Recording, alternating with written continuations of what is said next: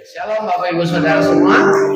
Ya, silakan dulu kembali, puji Tuhan. Senang kita bisa ada dalam sebuah ibadah yang saya percaya Tuhan hadir di tengah kita. Amin.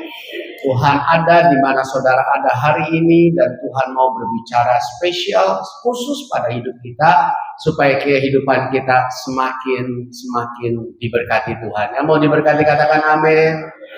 Hari ini Bapak Ibu Saudara, kita akan belajar dari kebenaran firman Allah yang terambil dalam Roma pasal 12 ayat 12. Firman Allah berbunyi demikian. Bersukacitalah dalam pengharapan. Yang kedua dikatakan apa? Sabarlah dalam kesesakan dan bertekunlah dalam doa. 12 di sana dikatakan bersukacitalah dalam pengharapan. Jadi Tuhan mau saudaraku kita selalu menjalani hidup ini dengan bersuka cita. Karena apa? Orang percaya selalu punya pengharapan. Amin. Hari ini kita tidak memperolehnya, percaya besok kita akan memperolehnya. Bahkan mungkin 1 jam lagi kita akan memperolehnya. Kita tidak pernah tahu hari esok kita. Kita tidak pernah tahu 1 jam lagi mau jadi apa. Tapi yang kita tahu dan kita percaya Allah kita sanggup melakukan mukjizat. Yang percaya katakan amin. Beri tepuk tangan bagi Tuhan. Jadi ini yang harus kita yakini saudaraku sebagai dasar pengharapan kita. Dan kalau kita selalu hidup dalam pengharapan, maka untuk apa kita sedih-sedih terus? Amin. Jalan hidup dengan penuh sukacita. Saya seorang pendeta yang matanya buta, tapi saya hidup dalam pengharapan. Kalau tidak hari ini mata saya melihat, besok melihat. Kalau besok gak melihat, di sorga melihat. Amin. Pengharapan itu pasti, karena Tuhan Yesus tidak pernah berubah dulu, sekarang, sampai selama-lamanya. Jadi pengharapan kepada Tuhan Yesus yang tidak pernah berubah ini merupakan pegangan, merupakan dasar yang kuat saudaraku. Bahkan dia adalah Allah pencipta langit bumi dan isinya. Tidak ada yang sukar bagi dia, tidak ada yang mustahil bagi dia. Sukacita harus ada dalam diri anak Tuhan. Karena apa? Karena sukacita merupakan buah dari pekerjaan Roh Kudus. Kalau saudara membaca dalam Galatia pasal yang kelima, ayat yang ke-22 dan 23, ya. Galatia pasal yang kelima, ayat 22 dan 23, firman Allah bunyi demikian, saudara. Yuk kita baca sama-sama supaya saudara bisa menikmati firman Allah hari ini, ya. Galatia 5, 22 dan 23, tapi 22 saja deh, ya. 22 nanti simpan tenagamu untuk baca ayat berikutnya. Bilang pada teman kiri kananmu, simpan tenagamu. Ya, 22 di sana dikatakan 23, tetapi buah roh ialah kasih, sukacita. Amin. Jadi kalau saudara hidup dengan sukacita berarti saudara sudah berada pada satu level, bukan hanya penuh dengan Roh Kudus, tapi saudara benar-benar mengizinkan Roh Kudus bekerja dalam hidup kita. Karena apa? Dunia ini membuat kita tidak bersukacita, saudara. Dunia ini membuat kita sulit bersukacita. Tapi kalau kita hidup, dipimpin, dikerjakan oleh Roh Kudus, maka kita bisa menghasilkan namanya sukacita. Amin. Nah, sekarang apa sih dasarnya supaya saya bisa bersukacita? Bagaimana saya bisa membangun sukacita itu? Tadi kita tahu alasannya. Tapi sekarang bagaimana saya bisa membangun sukacita itu?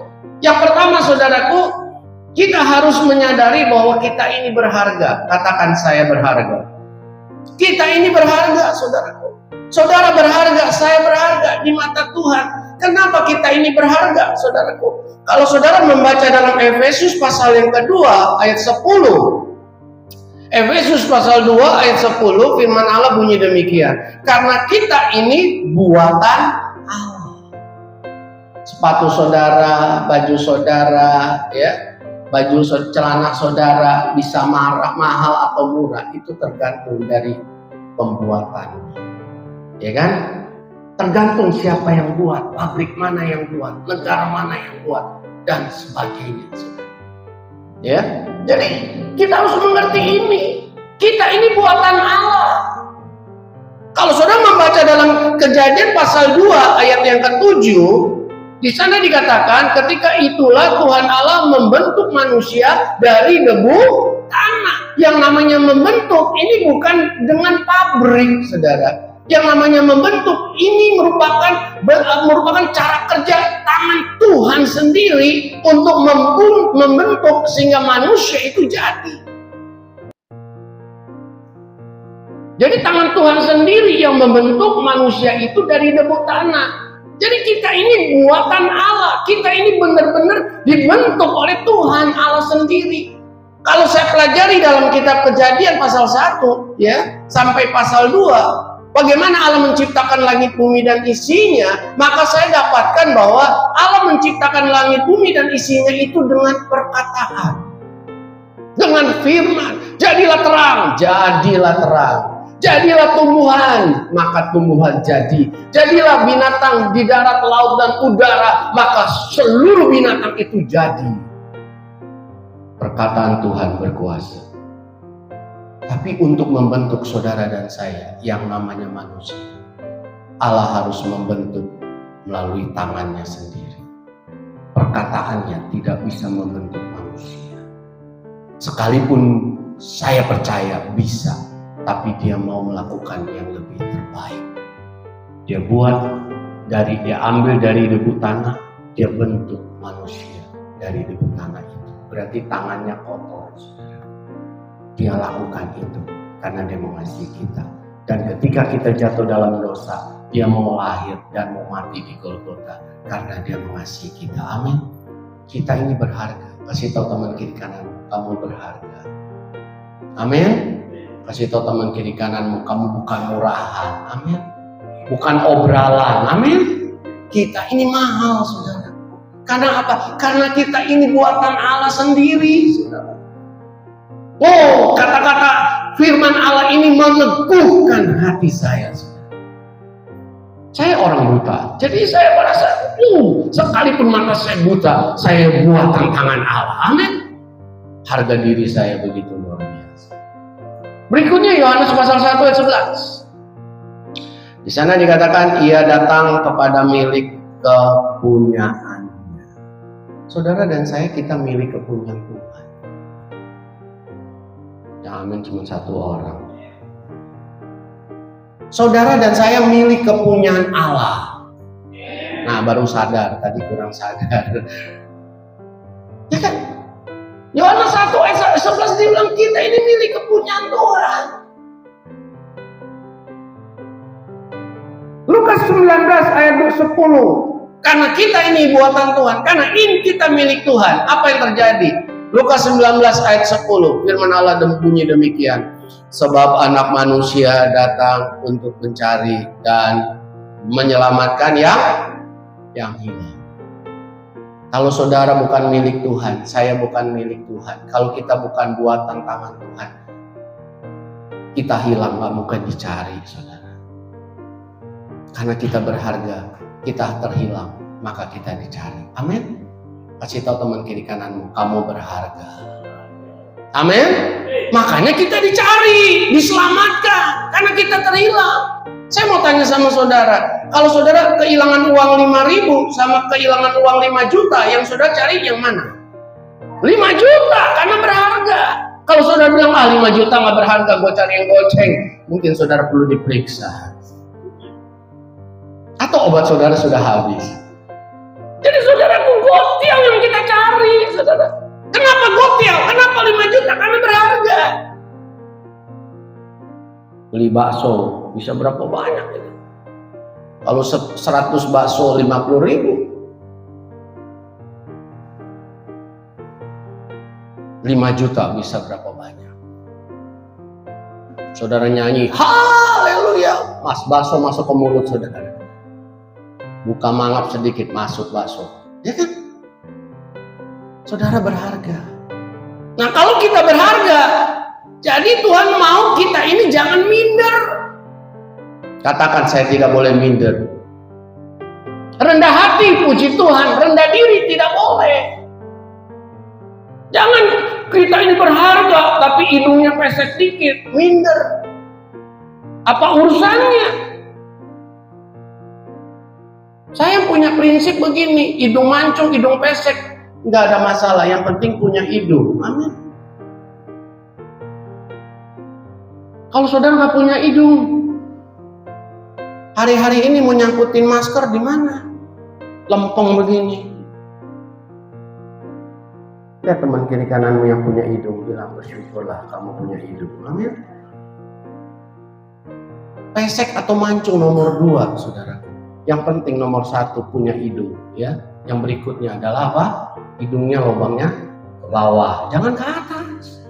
Lagi musim hujan begini, bisa begini, saudara. Kenapa? Takut air masuk ke lubang hidung, belobak kan bisa pingsan di jalan.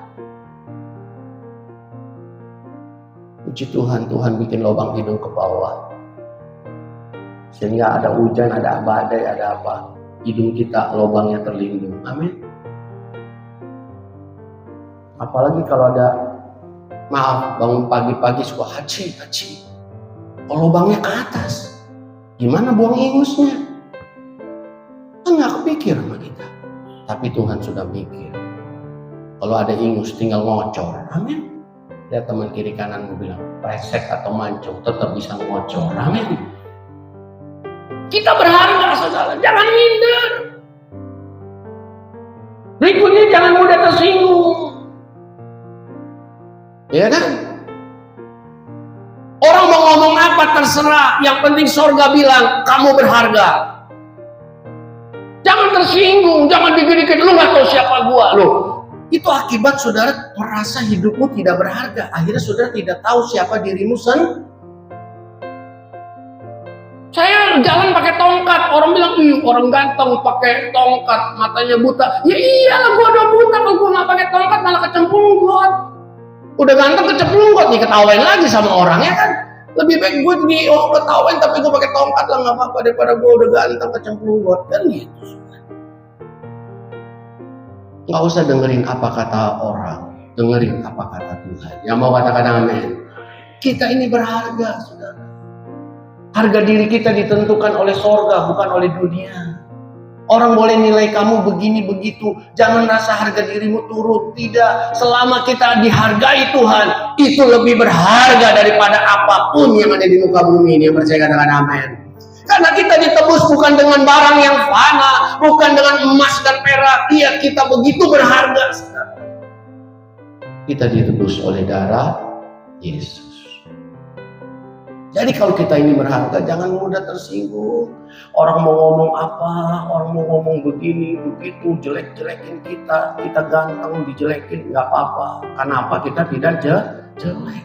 Kenapa orang bisa tersinggung waktu dijelek-jelekin? Karena dia merasa jelek. Coba lihat teman kiri kananmu, saudara jelek apa cantik apa ganteng? Kalau ganteng dan cantik dijelekin, bilang dong, gua nggak merasa jelek, gua ganteng. Amin. Saya selalu merasa ganteng. Makanya saya berani deketin Hana. Kalau saya nggak merasa ganteng, saya nggak deketin Hana. Orang bilang lu nggak ngaca lu. Selama gua buta, gua nggak pernah ngaca. Ya? Tapi gua percaya gua ganteng. Nggak mungkin gua cantik, lah kan gitu saudara ya. Jadi saudaraku, kalau orang jelek-jelekin kita karena kita merasa kita nggak jelek, jangan tersinggung. Yang ngerti katakan amin. Yang penting Tuhan ngomong apa, kita pegang. Tuhan bilang kamu berharga, kamu buatan tanganku, kamu milikku. Aku udah cari engkau waktu engkau terhilang. Aku tebus engkau dengan darahku yang mahal. Bukankah kata-kata itu menyejukkan jiwa kita? Bukankah kata-kata itu menjamin hidup kita? Nah kalau kita sudah dijamin surga, kenapa sih kita gampang tersinggung? Gampang harga diri rusak dan sebagainya. Mulai hari ini jangan kita menjadi sedih, susah, menjadi tersinggung, marah, kepahitan, benci, kecewa. Karena apa kata orang? Ingat apa kata Tuhan, maka kita akan bersuka cita. Amin. Rahasianya kan gampang, saudara ya. Rahasianya gampang. Yang kedua, saudara, bagaimana kita bisa membangun sukacita? Yang kedua, Kita melihat masalah sebagai sebuah proses. Katakan proses. Nah, ini yang harus kita pahami. 1 Petrus 1. Yuk kita lihat sama-sama ya. 1 Petrus 1 ayat yang ke-7. 1 Petrus 1 ayat yang ke-7. Saya mau kita baca sama-sama. Ya. Yang siap baca katakan amin. 1 Petrus 1 ayat ke-7. 2, 3. Maksud semuanya itu ialah untuk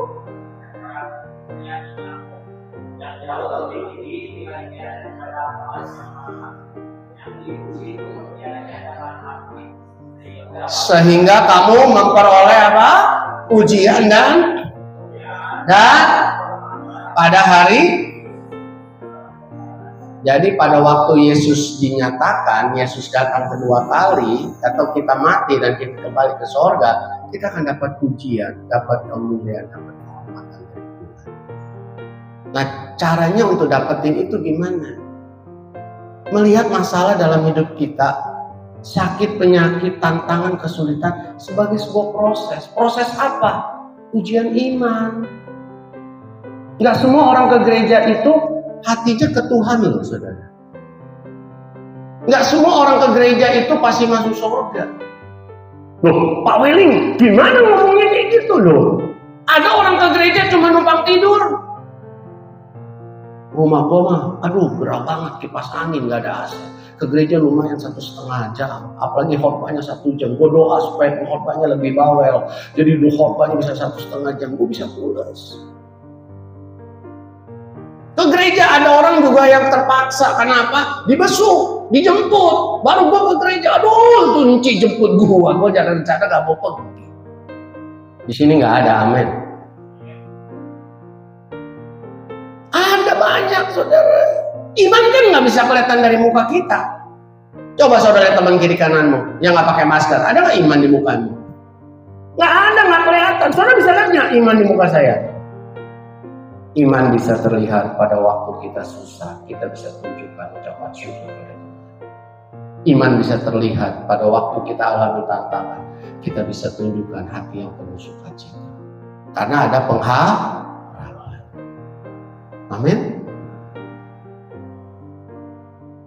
Proses. Kita akan memperoleh pujian, memperoleh kemuliaan, memperoleh kehormatan.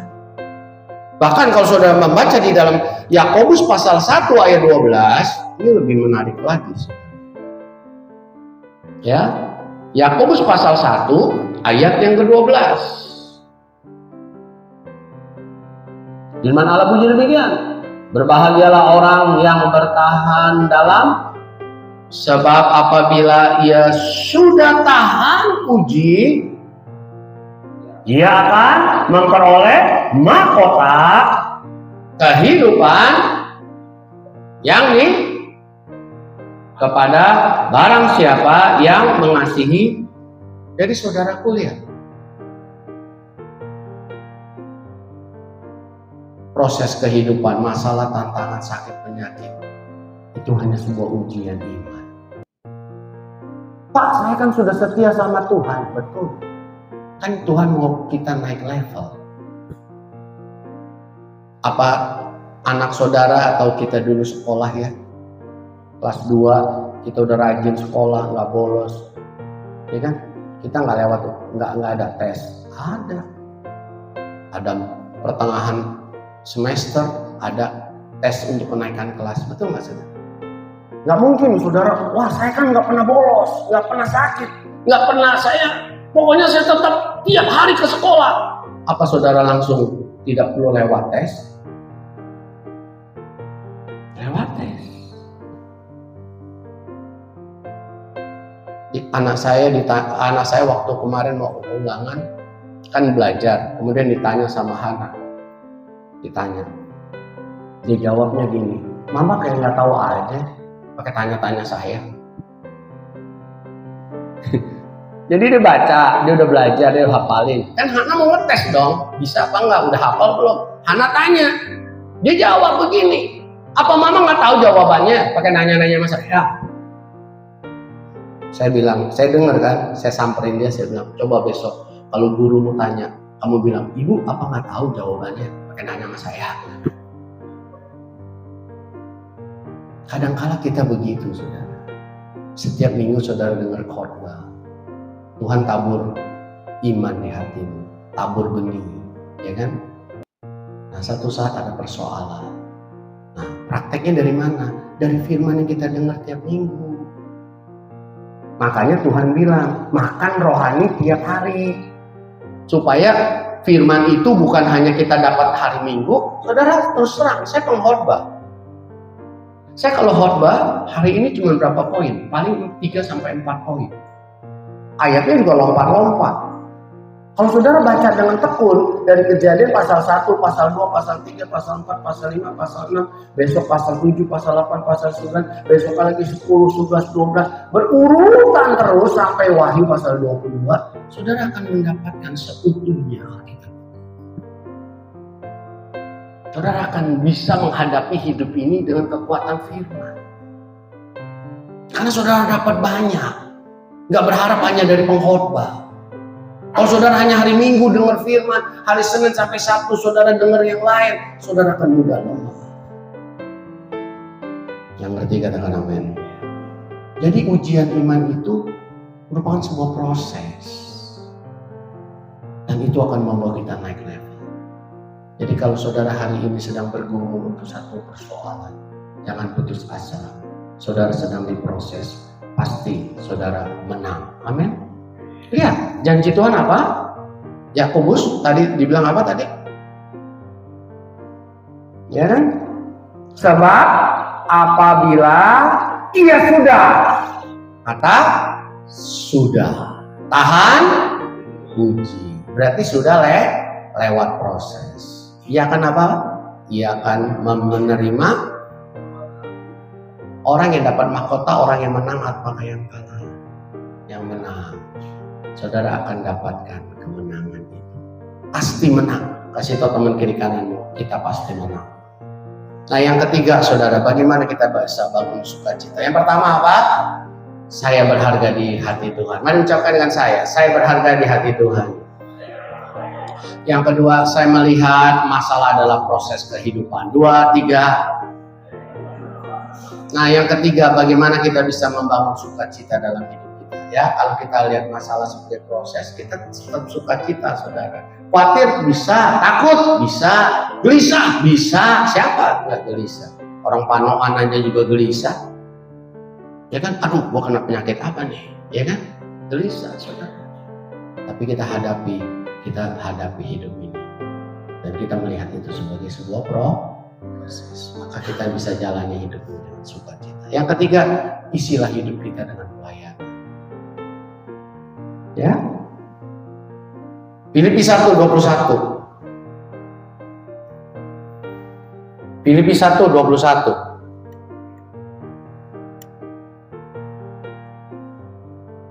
Yuk kita baca sama-sama. Filipi 1:21. Yang saya baca bilang amin.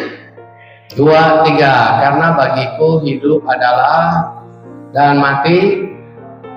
Nah, yang menarik ayat 22 juga, saudara. Yuk kita baca ya, 22. 2, 3. Tetapi jika aku harus hidup di dunia ini,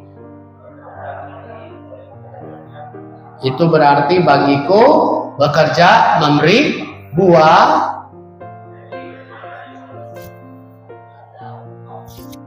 Jadi di dalam hidup ini kita harus bekerja memberi buah. Buahnya ini ada 2 macam. Yaitu buah dalam usaha saudara sebagai seorang pengusaha, seorang karyawan, seorang orang yang bekerja, businessman, businesswoman, atau ya saudara seorang yang bekerja lah untuk mendapatkan gaji bulanan misalnya. Itu bekerja, itu buah untuk memberkati keluarga kan gitu. Tapi buah yang berikutnya adalah pelayanan. Tapi kalau kita baca dalam teks yang lain, maksudnya terjemahan yang lain di dalam Filipi 1 ayat 21 dalam firman Allah yang hidup, di sana dikatakan Filipi 1 ayat 21 dikatakan karena bagiku hidup adalah Kristus. Ini menunjukkan sebuah pelayanan. Nah, kita akan bersukacita kalau hidup kita isi dengan pelayanan. Mari ucapkan dengan saya pelayanan. Kenapa? Kalau kita membaca di dalam 1 Petrus 1, kan banyak ayat ya. 1 Petrus 1 ayat 5. 1 Petrus 1 ayat 5. Maaf, bukan 1 Petrus 1, 1 Petrus 2. Karena kebanyakan ayat saya juga bingung jadinya. 1 Petrus 2 ayat yang kelima. Yuk kita baca. 2, 3. Dan biarlah kamu juga dipergunakan batu hidup untuk pembangunan suatu rumah bagi suatu imamat.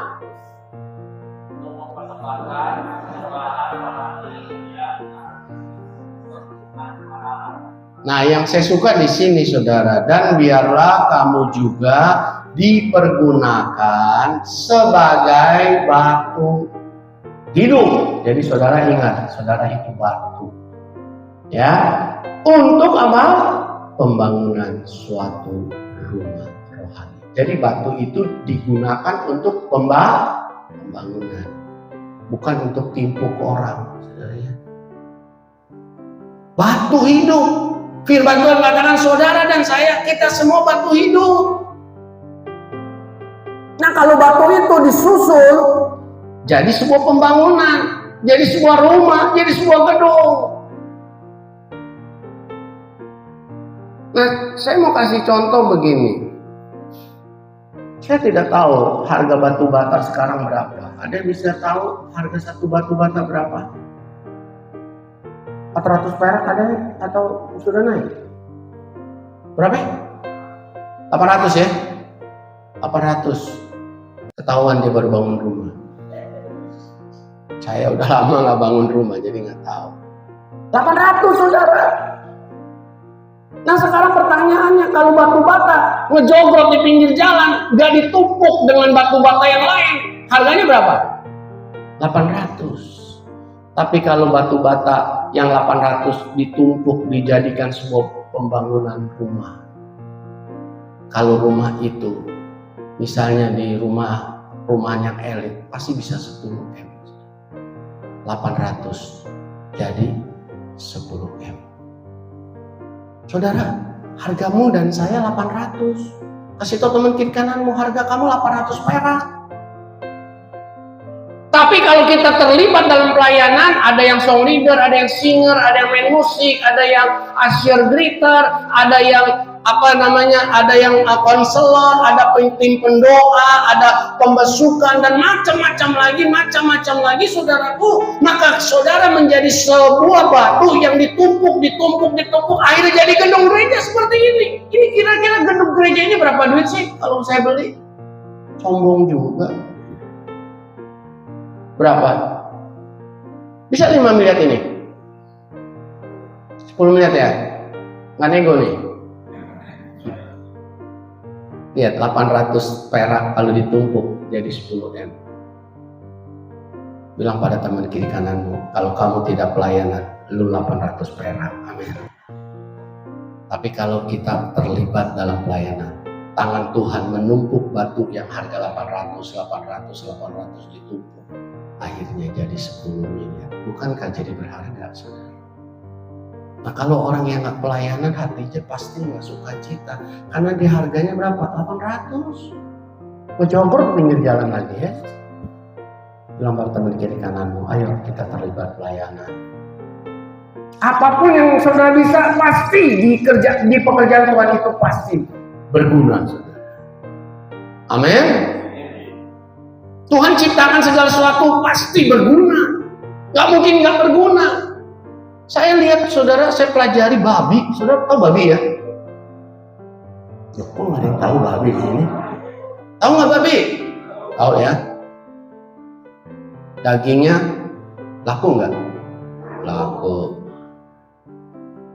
Kakinya laku, cukil. Jeroannya laku jadi bebek tim. Saya juga bingung, babi tim jadi bebek tim. Padahal yang dimakan babi, tapi namanya bebek. Gue juga bingung. Tukar nama tuh. Ya kan? Itu cucongnya. Kalau orang kayak bilang cucong, cufi, cukon. cucu. Yap, paru-parunya, ususnya, ya kan, sangciannya, sampai hidungnya babi dimasak itu cutreonyok gitu. Hidung babi, bibir babi diembat juga.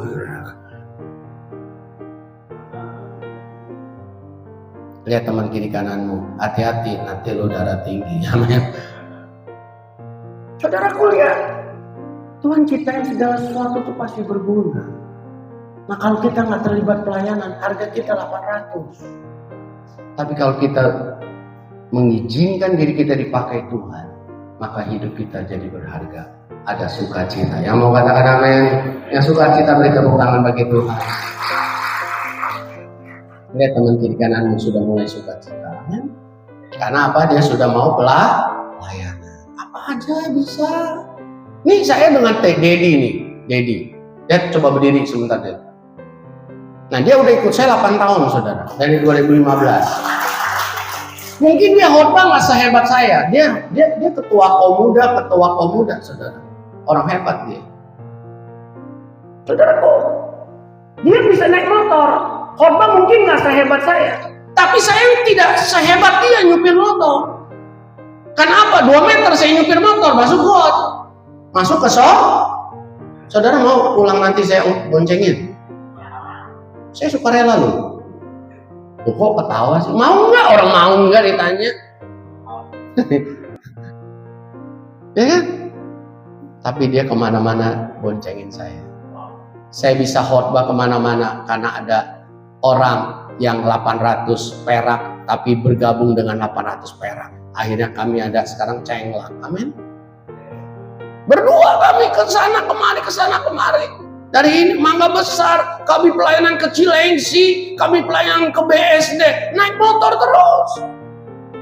Ke Gading Serpong, naik motor terus. Kenapa naik motor? Adem yang pertama.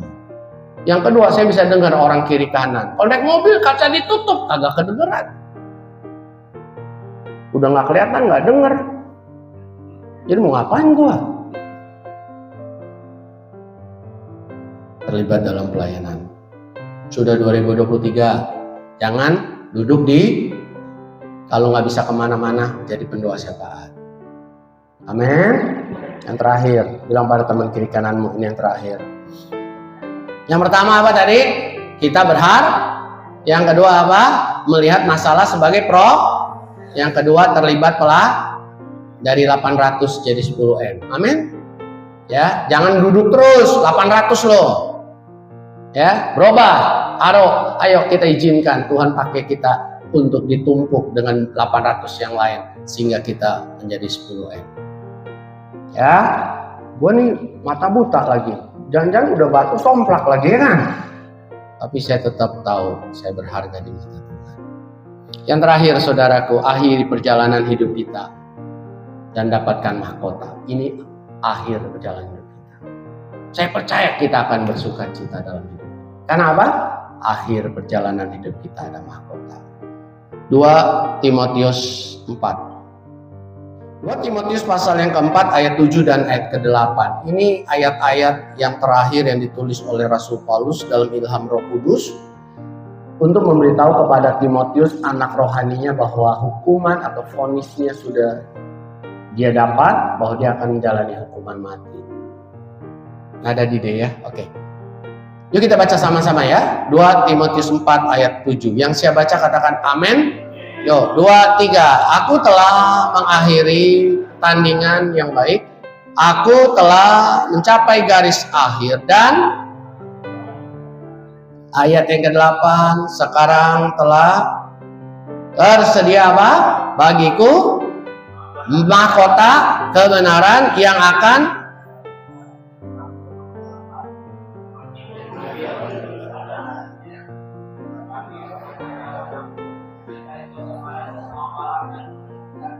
dikatakan apa? Tetapi bukan hanya kepadaku, melainkan juga kepada semua orang yang kira-kira ada nggak nama saudara di situ? Kira-kira nama saudara ada nggak di situ? saya pastikan saya mau nama saya ada di situ. Amin. Akhir perjalanan hidup kita ada mahkota, saudara. Sesusah apapun dalam hidup ini, mungkin kita sakit, mungkin ada masalah, ada tantangan.